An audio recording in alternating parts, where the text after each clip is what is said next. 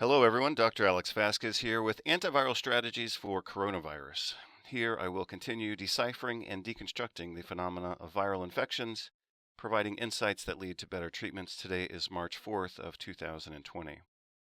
Antiviral strategies for the so-called new coronavirus 2019-2020 context. Here we are yet again collectively acting like a bunch of scared idiots due to yet another international viral crisis. The illness is real, but when it is strategically mismanaged and strategically misrepresented, then any small problem can become an excuse for crisis, panic, international turmoil, and the rewriting of laws that restrict access to privacy, free speech, free travel, access to work and education. We, collectively, are failing to access the knowledge accumulated for decades in nutrition and biomedical sciences. Fear is the chosen tactic for politics and profiteering. So let's calm down and look at readily available options for safely and effectively managing viral infections. I will limit today's conversation to 6 interventions that are readily available for clinical use, clinical trials, and which can be used as comparators in what we can expect will be upcoming drug and vaccine trials. For practicality in number 1, the rapid production of this video. Number 2, comprehension and utilization of this information. This video will be as short and practical as possible, perhaps a bit spontaneous and unpolished. I've discussed a lot of these concepts in other videos, which you can find on my website at inflammationmastery.com/antiviral. In 2019, I provided a new overview of the overall antiviral strategies and antiviral nutrition, and also a separate video of nearly 2 hours specifically focusing on the nutrient N-acetylcysteine or acetylcysteine. Again, you can find both of those videos on my website, inflammationmastery.com/antiviral, and I'm basically reviewing and kind of refreshing the information that I published in 2014 in a digital ebook titled Antiviral Nutrition, and also in a full-color paper book called Antiviral Strategies and Immune Nutrition. In 2014, I published a small editorial or essay titled "The Proof is in the Panic. We Need a New Strategy Against Viral Infections." And I'm going to refresh and summarize some of that information here. The recent, recurrent, ongoing, repetitive, and predictable international health crises due to viral infections have made very clear the fact that the international community needs to use different strategies to combat viral infections. Since 2014, fear and panic regarding various viral infections, such as Ebola, measles, mumps, enterovirus, acute flaccid paralysis, and now the new novel Chinese coronavirus, has been widely publicized, inappropriately politicized and weaponized, and/or per the concept of disaster capitalism used for private profiteering. The fact that these viral infection health crises exist in these modern times is prima facie evidence of the failure of current systems and the need not for new treatments within the same model, but for a new model better suited for international distribution, disease prevention, and broad spectrum effectiveness. The multifaceted model presented originally in my book in 2014, Antiviral Strategies and Immune Nutrition, again published as an ebook titled Antiviral Nutrition, gives us 4 main areas upon which we can safely, affordably, effectively, and rapidly focus our efforts. Number 1, blocking viral acquisition by targeting the virus directly. Number 2, blocking viral replication. Number 3, supporting immune function. And number 4, supporting cellular and whole body health. These interventions have proven effectiveness, low cost, international availability, without the costs, delays, limited availability, and adverse effects of current and forecasted medical treatments. Here I'll discuss very briefly some of the microbiology of the coronavirus family. These are enveloped RNA viruses, and they contain the largest genome among RNA viruses.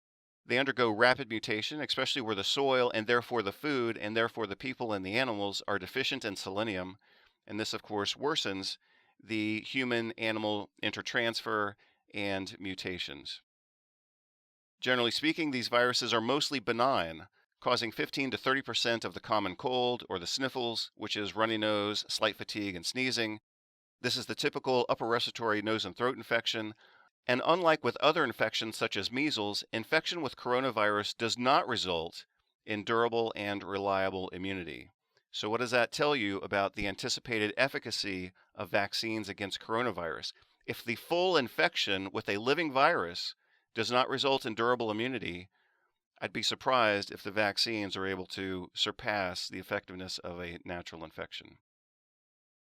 All infections tend to be more severe in elderly persons, diabetics, persons with pre-existing heart, lung, and renal diseases, and in people who are immunosuppressed for whatever reason, especially including non-obvious nutritional deficiencies, especially of vitamin D, selenium, vitamin A, protein, and zinc.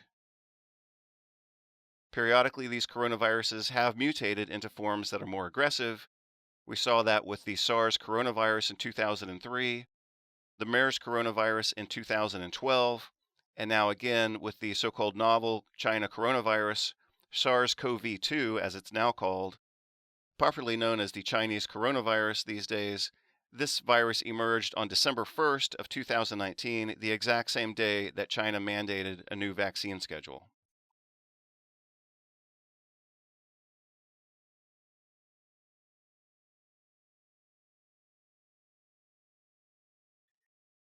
Here, very briefly, I'll discuss strategic failures of the medical paradigm, and especially, more specifically, in medical education. All consistently unaddressed failures are intentional failures. Consistent failures on anything related to nutrition, including but not limited to cardiovascular disease, diabetes, and obesity. Consistent failures in anything related to nutrition also applies to viral infections, as I'll show you throughout this video. Education in nutrition within medical education is consistently insufficient or completely absent, as you can see from the following citations. In 2014, I updated my antiviral protocol and titled it Antiviral Nutrition, and you can see an overview of that strategic plan right here. Step number 1 is addressing viral acquisition and viral entry or penetration into cells. So perhaps obviously, viruses cannot replicate on their own. They have to enter into a host cell and commandeer or hijack the cellular machinery, which then does the replication of the viruses. Viruses do not replicate on their own. They have to enter into a cell and kind of hijack the intracellular machinery of that cell for their replication. So if we stop the virus at the level of acquisition or cellular entry, then we've effectively stopped the virus. Once the virus has entered, we can try to stop replication, and we can do that by the use of skilled nutritional interventions. Step number 3 in my overall plan is addressing the immune response to improve that immune response against what in this case would be now an established viral infection. And we can also support cell and systemic health to combat some of the adverse effects of viral infections. So you can look at these individually, 1 through 4, as I've illustrated here, and you'll also notice that these overlap one with the other. So certain nutrients, for example, may have an anti-replicative effect.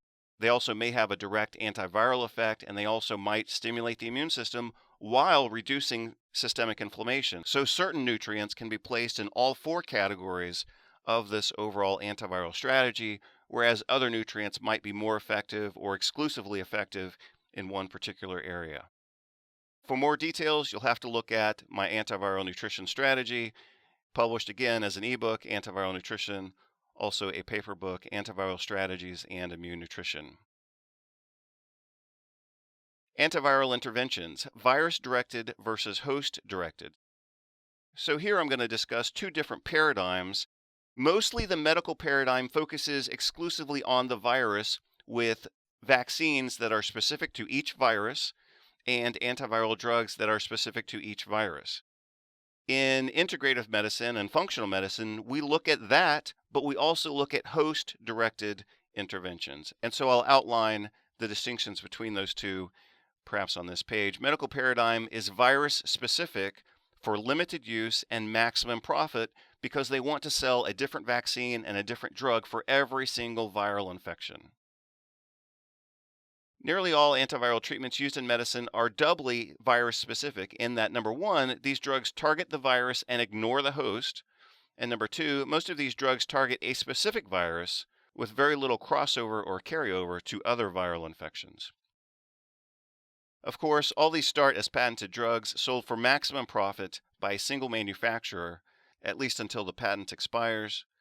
Likewise, vaccines are always highly specific to individual viruses and even isolated strains within a group of viruses. And obviously, some vaccines are specific to bacteria, but they are nearly always, by definition, very specific. They don't provide general health improvement, and they don't carry over to preventing other diseases. So again, the medical profession wants to sell a different treatment and a different preventive measure for each viral infection because that's obviously the way to maximize profit. This creates a huge market for products because each illness is considered to need its own vaccines and its own antiviral drugs, separate from those used for other infections. This is why the vaccine schedule has exploded from a few vaccines to several dozen vaccines over the last couple of years. New drugs and new vaccines, especially when contextualized within an emergency or panic, are nearly always subjected to very low scrutiny and very enthusiastic endorsement because the medical profession needs products to sell and they want to give the appearance of addressing whatever the new concern is, which at this point we've had new viral emergencies virtually every year and sometimes every other year. The medical response relies largely, but not exclusively, on new products, just like any other industry, such as the auto industry or the music industry. They always have to come out with something new to sell to kind of gain the attention of the public. Treating the actual host is considered a radical idea in medicine. So, for example, a recent letter or commentary was published in The Lancet in 2020 in February titled Reducing Mortality from the 2019 Novel Coronavirus. Host-directed therapies should be an option. They were presenting this as a somewhat novel idea. It should be obvious that we need to treat the human host who has whatever the infection is. Another aspect of the medical paradigm, which is in this case relying mostly on antiviral drugs and vaccines, is it's a simple message to communicate to people. This vaccine for this infection, this drug for this infection. Simple mechanisms and easier understanding creates more use despite fewer benefits. In contrast, when we look at the host-focused model, treatment is mostly, but not exclusively, focused on manipulable targets in host physiology, such as barrier defense, stopping viral replication, promoting the immune response, and also managing and improving and supporting cellular and systemic health. These overlapping mechanisms require a more complex and nuanced understanding, ultimately providing better use and more benefits, but people, patients, and doctors have to cross a certain intellectual threshold in order to understand how these host-focused interventions work. Again, the host-focused model, which relies strongly on nutrition, has many overlapping mechanisms. This requires a more complex understanding, but ultimately provides better intervention and more benefits. From the videos I made in late 2019, I discussed the pharmacocentric or medical paradigm, and that is, healthcare centers around drugs and surgery. Drugs are the assumed or presumptive solutions to all health problems, regardless of dangers, costs, inefficacy, or the existence of better options not taught in medical school and residency. If any better solution is not a drug or vaccine, then it is not considered a, quote, realistic, unquote, solution. You can access this video on my website, inflammationmastery.com/antiviral, and you can also directly download the video file. So I'm now going to begin discussing reasonable antiviral interventions for coronavirus. We're going to look at the research. I'll give you my opinion on how valid some of this might be and what I might personally do in this situation.